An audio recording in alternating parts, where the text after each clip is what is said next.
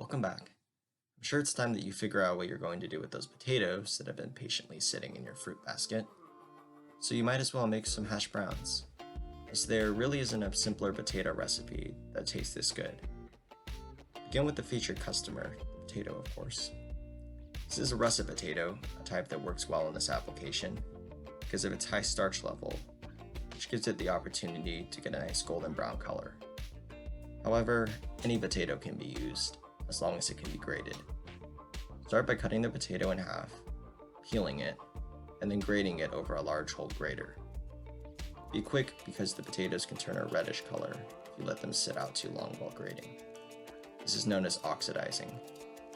After you process your russet, rinse the shreds in cold water until the water comes out clear. You can do this in one of two ways.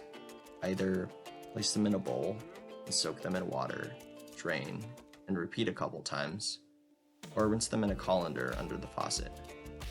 Make sure to strain out as much water as possible, because you don't want liquid sitting in your pan. A touch of liquid does happen to sneak in there. Just separate the potato from the liquid by tilting the pan and ditch the liquid. Heat up a medium-sized pan over low to medium heat until warm.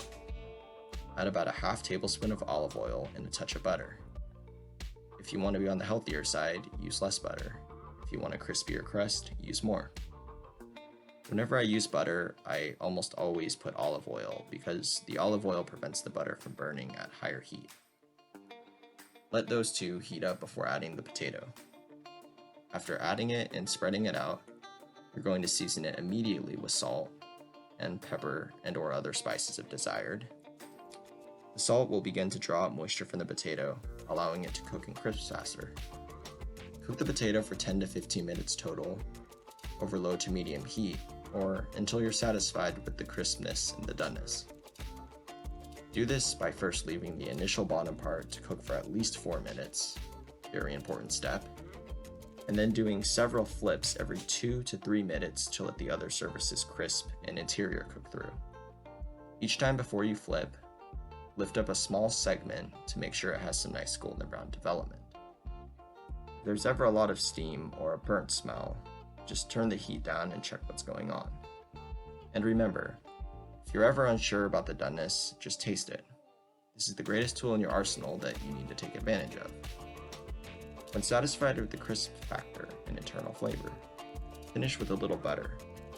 Take a knife and a little pat of that flavorful fat, and spread it out over the potatoes, and then flip the mass over to let the butter sizzle on the bottom. This is going to add a significant boost of flavor, as well as a nice shine. Plate this up with anything. Go the classic direction and eat it with eggs. Go unconventional, such as eating it with cured meats. Or just eat it by itself. I decided to ditch the ketchup in favor of yogurt. I also added chives for garnish, but you can chop them up to add flavor, which I did eventually. I finally added ketchup. I guess that potatoes and ketchup just can't be separated, but the yogurt is definitely something to try with potatoes. Ketchup, yogurt, and potatoes together are absolutely delicious. Potato is very rich with the butter.